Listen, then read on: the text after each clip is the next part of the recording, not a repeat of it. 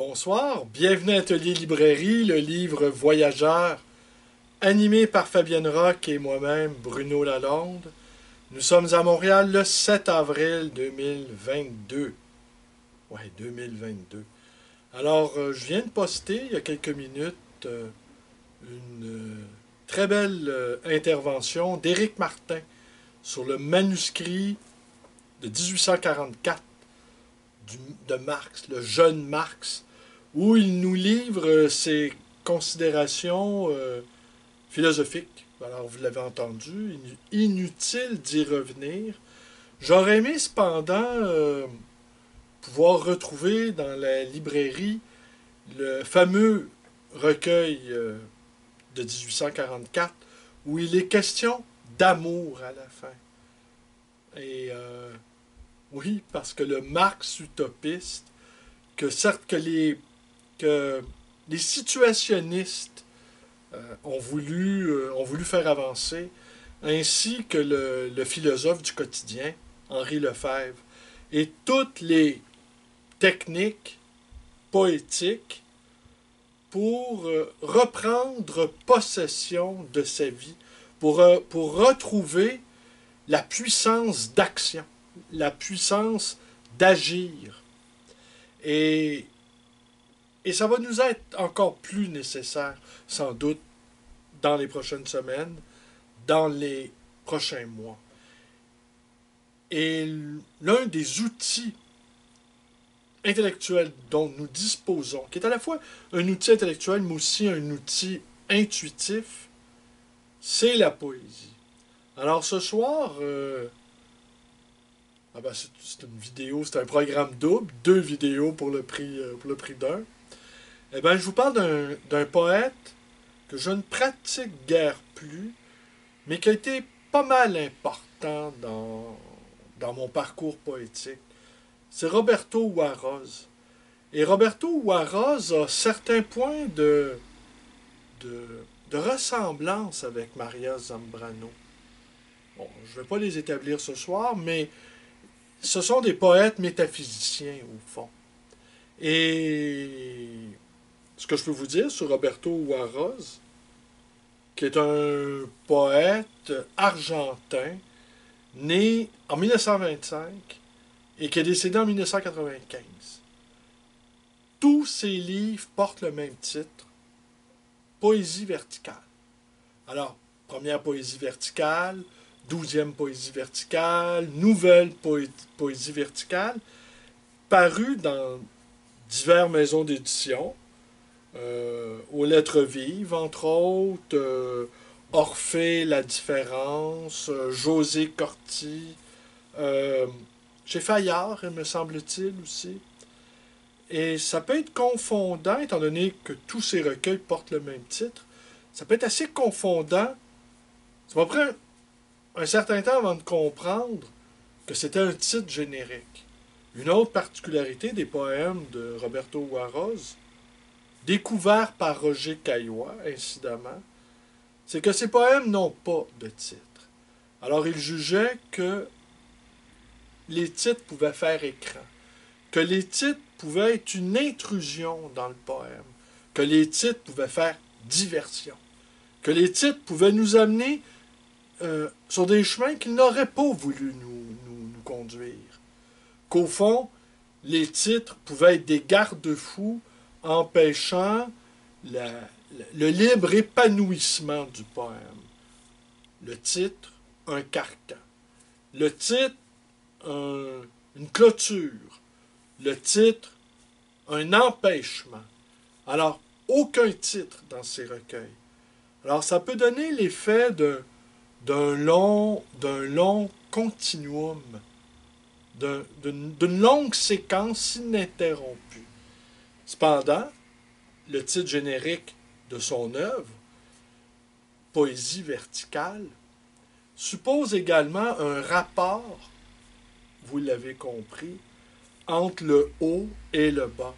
Mais j'aurais envie de dire dans un rapport dialectique, que le haut peut être suivi par une chute et que de la chute et que du sol, on peut à nouveau s'élancer, que l'on peut à nouveau prendre son élan et franchir des nouveaux seuils de conscience.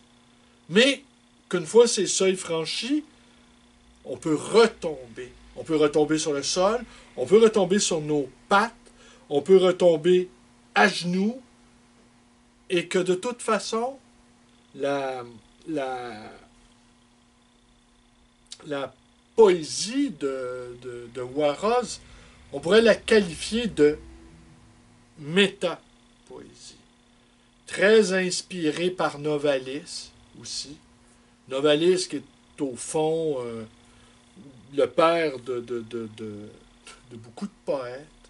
Et l'aventure de Waroz aussi, c'est l'aventure du langage. Du langage comme étant la première et la dernière aventure humaine. Qu'au fond, les dieux, on l'a vu avec Maria Zambrano, les dieux étaient des poètes. Et que l'histoire des religions, qui est au fond de la pure poésie, eh bien, l'achèvement, l'accomplissement, si on veut, la prise de possession, aurait dit Marx, de soi, passe par la poésie. Qu'au fond, l'ultime étape du langage humain, c'est la poésie. La genèse de la poésie, l'alpha de la poésie. Et qu'encore là, on revient à la poésie verticale qui suppose une montée, une descente, mais à la fin, un accomplissement. Mais si la poésie est à la fois le fondement et l'accomplissement, on pourrait qualifier la philosophie de Roberto Waroz comme une philosophie existentielle. Il s'agit d'être présent au monde. Il s'agit d'être présent au monde et d'être attentif à toutes ces manifestations. Puisque la prise de possession a eu lieu, mais prise de possession toujours aléatoire, toujours remise en question, dans un double mouvement d'ascension et de chute, eh bien, cette présence au monde et cette présence de témoigner par le langage et par la parole serait au fond l'ultime achèvement de la conscience humaine dans le langage poétique, d'émerveillement, de reconnaissance, de grâce, sans doute. Alors, il y aurait des liens à faire aussi avec les surréalistes, qui étaient également des lecteurs de Marx. Il ne faut pas oublier, Breton était à la fois un lecteur de Marx et à la fois un lecteur de Freud aussi. Et très certainement, le surréalisme de Breton s'appuyait sur le jeune Marx, le Marx philosophe, le Marx réaliste, comme le disait Éric Martin dans la vidéo de ce soir. Alors, je vais vous lire... je pensais ne pas avoir à faire de vidéo ce soir. Mais Fabienne, je dis, il y a Éric qui a fait une intervention. Au fond, ça me dégage d'en faire une. Là, elle m'a dit, mais tu triches un peu, là. Et même si la journée aussi a été encore très occupée. Alors, je me suis senti un peu pas coupable, mais disons responsable. Et je suis encore là. Une dernière réflexion aussi concernant l'Ukraine. Comment y échapper. En tout cas, moi, je n'y parviens pas. Par contre, autour de moi, de plus en plus, il y a pas mal d'intellectuels, d'écrivains, des poètes également, qui fréquentent la librairie.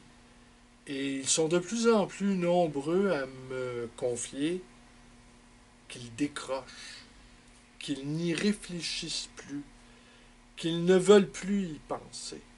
Certains évoquent les images terribles qui nous proviennent de Butcha, par exemple.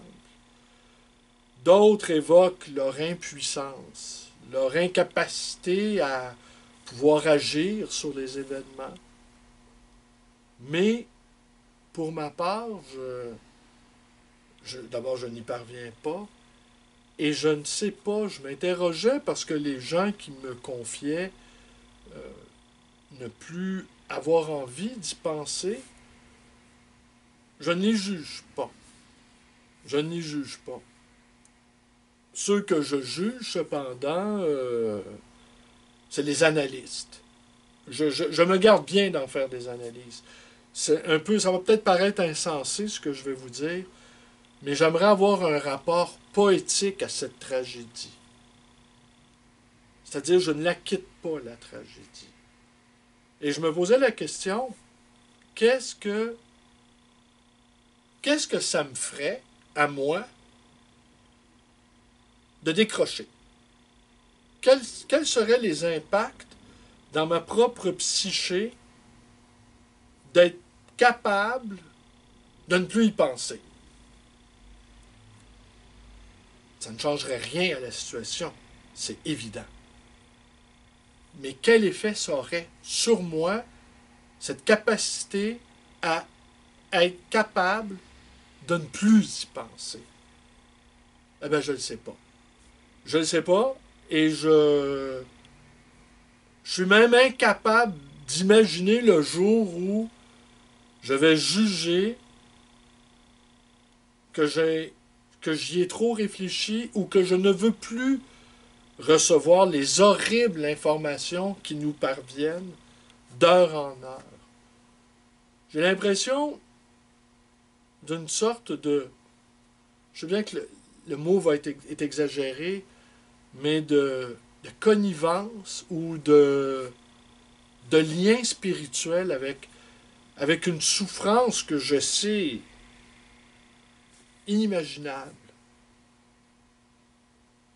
Ce n'est pas de la morbidité, ce n'est pas du voyeurisme.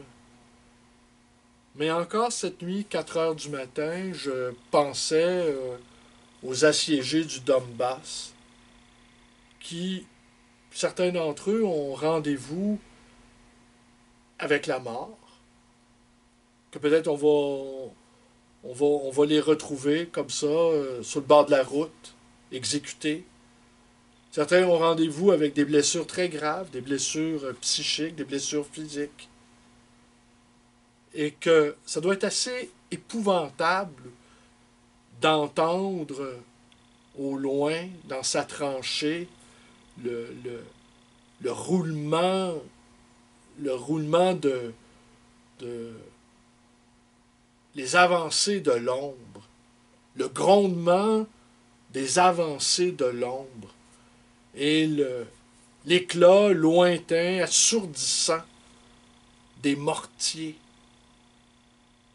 Et que peut-être l'un d'entre eux va nous exploser, va faire exploser notre carcasse ou celle de nos compagnons. Et que ces hommes-là, peut-être, ne retrouveront jamais leurs femmes, ni leurs enfants, ni tout ce à quoi tient une vie, au fond. Et que la guerre capture comme ça les êtres, hein, comme le capital capture notre force de travail, capture notre sang, capture...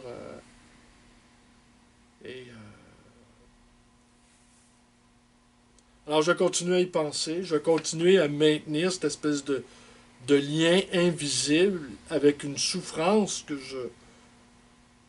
que je n'éprouve que dans mon imaginaire, non pas dans ma chair.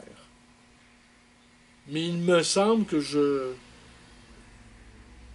suis pas capable, en tout cas pour ma part, je ne suis pas capable Je ne suis pas capable de faire abstraction de ce conflit